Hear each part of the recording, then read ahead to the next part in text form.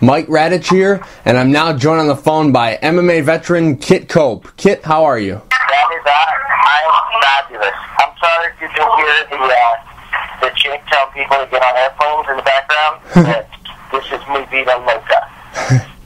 It's all good. Kit, you recently picked up a victory at Rec MMA Road to Glory. How did you feel about your performance in the fight? You know what? I was actually really disappointed with it. The armbar was flawless. You know, the transition to the armbar was flawless. That went Kimura sweep, which was defended, transition to the armbar, reached over, pulled the ankle. Hammer fist to the dome, pulled the armbar. He didn't chop right away, so I had to make a break. So, that part of it was flawless. The disappointing part is I didn't get to punch anybody. In all of the interviews that he did, just like all of everybody else's interviews, man, everybody lies. It's starting to feel like Thai boxers are liars. Because every single one of them does a slew of interviews saying that, I'm ready to stand up and have a stand-up war, bang, and go toe-to-toe. And none of them do. Everybody closes the distance and tries to clinch or shoot right away. Is that why you've been able to win 3 of your 5 fights by submission? Because guys, they're respecting your stand-up game so much that they're leaving stuff open and you're able to get these submissions? Absolutely. I mean, the fact of the matter is, I've been working so much on my, if I was new into MMA still, and I didn't have the time to put in, to work on my submission game, then yeah, I get it. You can catch me on that. But the fact that I realized I've actually been doing this for quite a while now, and so I'm winning jiu-jitsu tournaments, in the advanced division. I submit people all the time in training and competition in fights. So, it's not a surprise anymore, guys. You're not fooling me and surprising me anymore by saying, I'm going to stand up and bang, and, he's going to be so surprised when I take him down. One thing that I wanted to ask you was, we've seen a lot of strikers who come into MMA, and everyone immediately thinks that they're going to have such a big advantage in the striking department. But guys like Pat Barry have said that they've had to relearn the striking to transition to MMA, because if you overcommit on punches or overcommit on kicks, you'll get taken down. When you started, was that something that you had to work on, transitioning to MMA? Oh, dude, absolutely. Are you kidding? I'm still working on it. So is Pat. We talk about it all the time.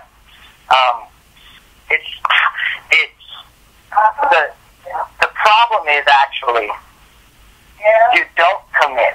You don't commit to the punches. You don't commit to the kicks, because you know that in order to land something good, you have to commit, which puts you out of place and susceptible to the takedown. And so instead of committing and getting taken down, you don't commit, and therefore you don't show off your skills. So you don't get to run a striking clinic because you're so worried about getting taken down. So I found that the best way to break that transition is to go ahead and get a great jiu-jitsu game, get a great submission game, and a wrestling game to where you can fully commit on strength. And who cares if you get taken down? So like where I am right now is, if you stand up with me, you're just an idiot, or you want to be part of my highlight reel. And if you take me down, well, then I'm probably going to cut you and then submit you. Where do you feel you need to improve the most in your game? Is it your wrestling? Is it submissions up your back? Where exactly do you feel that it has the most work that needs to be done, in what area? My activity. I need more fights. Finally, I feel like my game is strong at every corner. I can obviously, I've got, 18 years of Muay Thai. Holy shit, that makes me really old. I got 18 years of Muay Thai experience, and so in order to pull my jiu-jitsu game up to that level, you know, it's going to be a while. You know, I'm only a blue belt in jiu-jitsu. I mean, I'm much higher than that, I would say, as far as combat jiu-jitsu goes. But, you know, I've got a lot to learn in the jiu-jitsu department, for sure. And then my wrestling is actually, you know, spending that 2 years up there with Scotty Jorgensen and that whole camp, you know, wrestling with Scott and Jesse Brock and Andrew Hofstrasser and all those guys. You know, these are you know, NCAA, you know, champs and you know, Scotty's a 3-time Pac-10 champ. You know, so I've been, you know, I've been exposed to some really good wrestling for the last 2 years. I would say that still, you know, my biggest area of improvement would be the jiu-jitsu. But that doesn't mean that I don't have jiu-jitsu. You know, I've still got some really solid, you know, combat jiu-jitsu going. And I would guess, even more than that, I would say the transitions. You know, going from, it still takes me a second to, you know, just to mentally transition from, you know, okay, we're striking, now we're wrestling, and now we're jiu-jitsu-sizing. You know, so it's that couple seconds of lag time right there that it takes in between switching from technique to technique. You touched on it a little, the number of fights that you've had. You haven't been all that active. Why has that been? Has it been, you know, you being a little bit smarter in training and, you know, taking certain fights, or is it you haven't been getting offers? What exactly is the issue with getting fights? No, I'll fight. I mean, I'll fight anybody, dude. I mean, I think I've proven that. My second fight ever was Tiki Dawson. You know, it was like his 14th fight.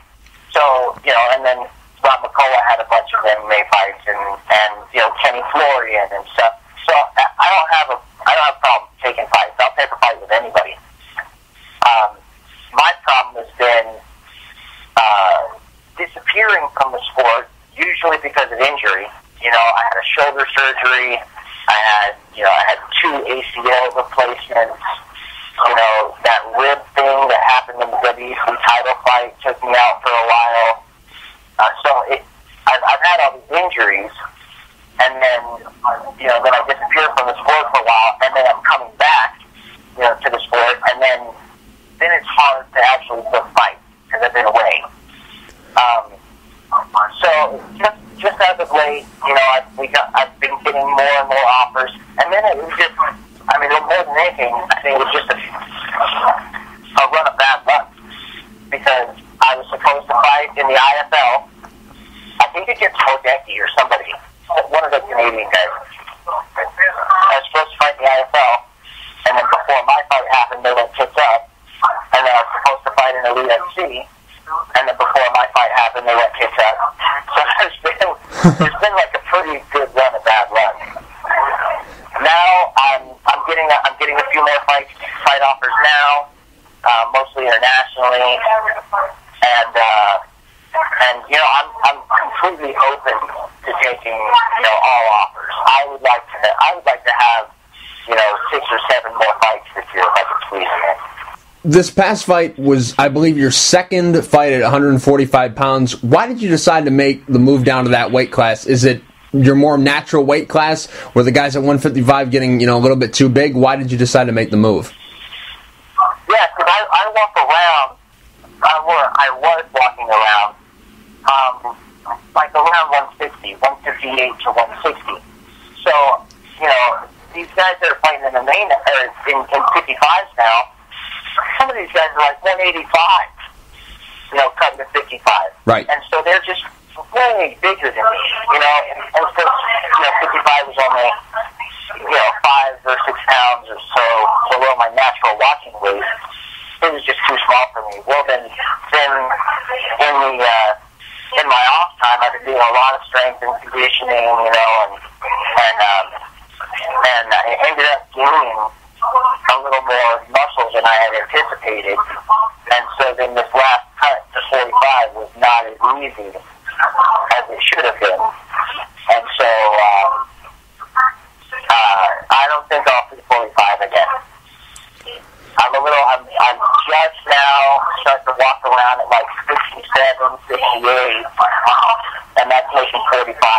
a little too low for me.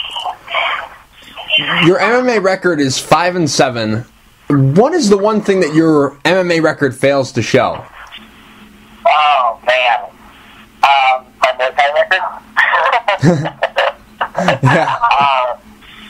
I think it fails to show the quality of competition that I got thrown into in the very beginning. You know, I've been my own manager for 15 years, and so I've made a lot of bad decisions for myself. Because it's difficult being a fighter and somebody offers a fight, and even though it might not be the best fight for me at the time, I'm a fighter, so I'm going to go, put me in there with any man on the planet. And so I didn't get to have, to kind of build up, and fight guys that were like at my same experience level, and kind of build up my game. So I kind of got thrown to the wolves right off the bat. Well, I kind of threw myself to the wolves right off the bat. And then, other than that, just I have like 3 injury losses that were just terrible. That the shoulder injury loss with Florian, and then my knee blew out against Dollar, my ACL blew out against Dollar, and because of something stupid that I did. And then the costochondral rib separation that I had against Mamacola. So I just had a real serious run of just bad luck and bad decisions, I'd say. You tried out for season 14 of The Ultimate Fighter. What was that experience like? Short. I didn't actually get to try out. I went all the way out there. I flew all the way out to Jersey. Literally got into Jersey, took like 4 trains. Actually, I flew to New York. Took 4 trains, got to the tryout, filled out all my paperwork, weighed in, did all that stuff, and then they called me up and they were like, hey, Dana says no UFC vets this time. That would have been nice to know before I got that plane ticket and flew out there. But I mean, Dean Thomas did the same thing. Dean Thomas was there. There were a couple other. There were probably 4 or 5 UFC vets that went out to do it. That got turned away just because they happened to make that rule at that time. Well, for no vets on that season. So your run of bad luck continues. Yeah. Oh yeah. Yeah, but it was to be expected. Yeah, because I thought maybe they would be bringing in some older guys, and I mean you got a good personality. You would have been all right on that show. I heard you would. And I told them too. I kind of made the argument for myself. I was like, hey, if you want good TV, you're not going to be better than me. Right. I'm at least going to give you great TV, and even if I didn't win, I'm still going to give you a great fight. Right. But other than that, if you want TV ratings, that's kind of my wheelhouse. That's what I on the TV angle, I've had really good success that way. Kit, you've fought Muay Thai, boxing, MMA, you name it, you've done it. How's your body feeling? How many years do you think that you'll continue to fight? That is a great question. I've learned through trial and error that I can fight a little smarter and less hard and kind of steer clear of some of the injuries that I just kind of put my chin down and ran into. So right now, and this is right now.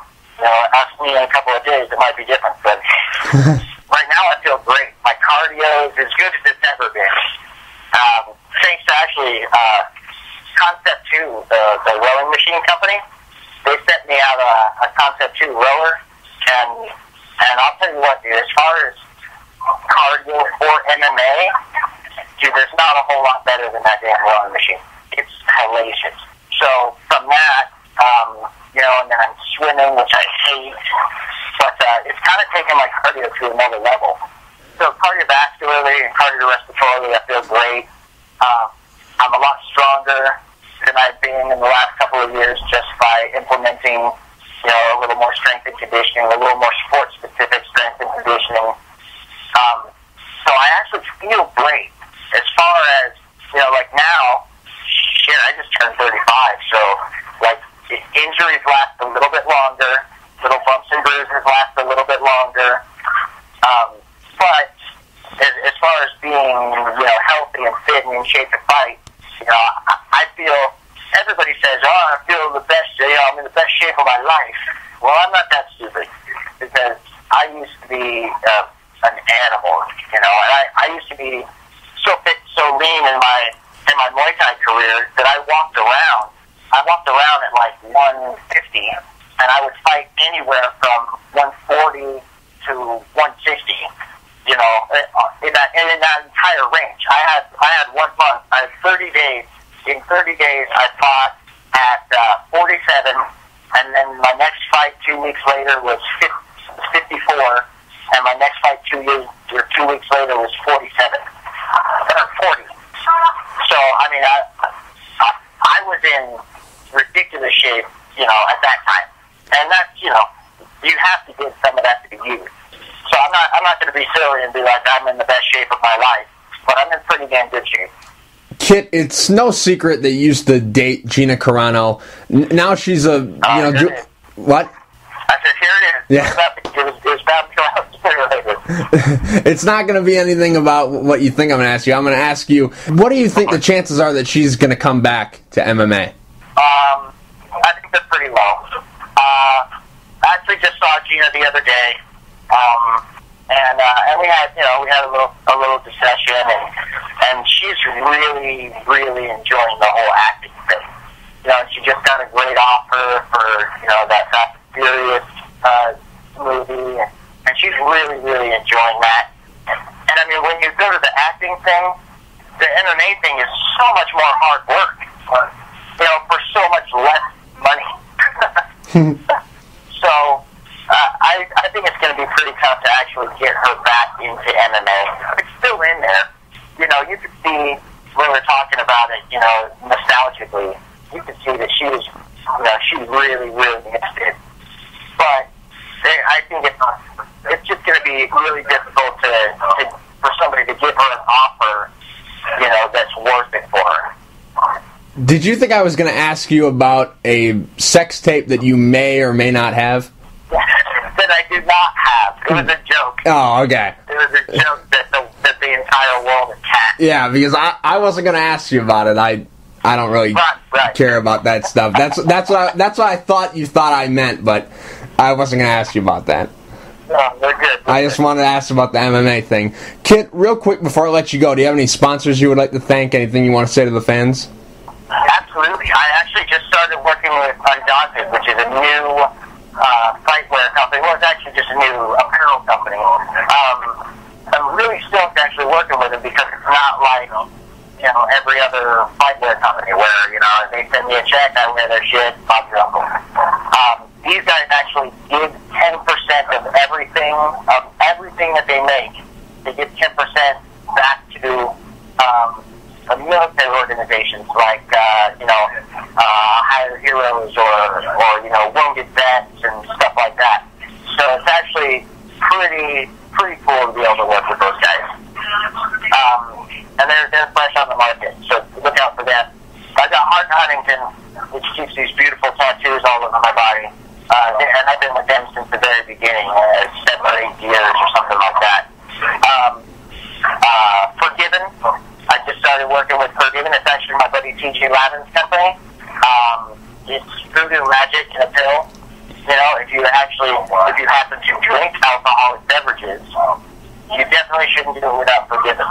It's alcohol metabolizer. So that's the thing that makes sure that I don't drink alcohol, because if I do, I'm worthless for like 3 days afterwards. So I have to commit 3 days to drinking, except for with Forgiven, because it's literally like absolutely no hangover. So it's pretty awesome there. Combat Corner, they people in the gymmers. And really, I guess I just want to put out there, you know what, if you have somebody that you want me to beat up, give me a holler. You know, you can catch me on the Twitter at Twitter.com/Kit Cope, on the Facebook, or my website, kitcope.com. And I've actually been doing a lot of seminars and training of other people lately. I just started training James McSweeney. He just moved to Vegas last week, and so I just started I just became his trainer. And George Lopez, who's gonna sock up Amir Sabala in a couple of weeks in the UFC.